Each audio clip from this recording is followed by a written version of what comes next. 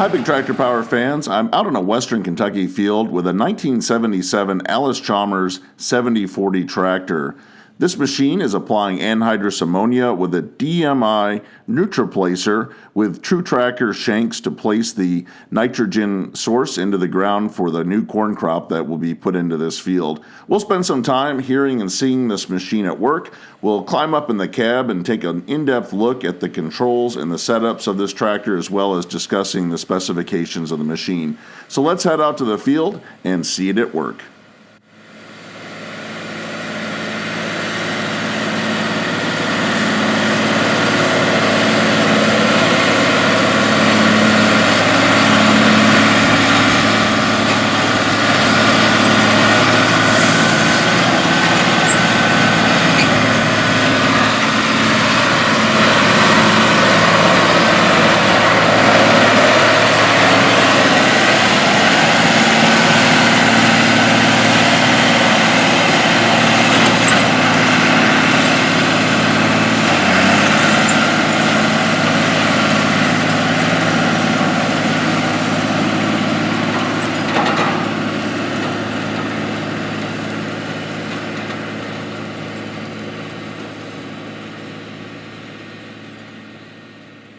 Let's take a look at the specifications and history of the Allis-Chalmers 7040 tractor. It was manufactured from 1975 through 1977 in West Allis, Wisconsin. It was the second generation of 7000 series tractors from the company, featuring Acoustic Cabs. The first generation and the second generation were painted with a maroon frame and engine compartment. The third generation that followed in 1978 and continued on into the 1980s featured black paint on the frame and engine. This machine is powered by a 7-liter, 426 cubic inch Allis-Chalmers 3500 Mark II engine featuring 136 PTO horsepower. Let's climb up in the Acoustic Cab, which was the marketing name given to this line of cabs by Allis-Chalmers for the 1970s and early 1980s. This is a Series I Acoustic Cab, which featured extended windows on the lower door frame. The later Series II Acoustic Cab, introduced in 1978, did not feature those extended windows. It was also nicknamed the Coffin Cab because it's a very tight fit inside the cab. While it featured modern creature comforts and sound level deadening panels inside, it was a tight fit and only one person can fit in it at a time. This tractor has an Allis-Chalmers AM/FM radio, and if air conditioning was added when it was new, that was a $913 option. The 7040 was available with two different transmissions. The first was a Power Director partial power shift with 20 forward and 4 reverse speeds. The second was an option for a full power shift transmission with 12 forward and 2 reverse speeds. This tractor has the full power shift transmission, and that's easily identifiable by a marketing decal on the door that states power shift. That was a $1,030 option to have full power shift on a 7040.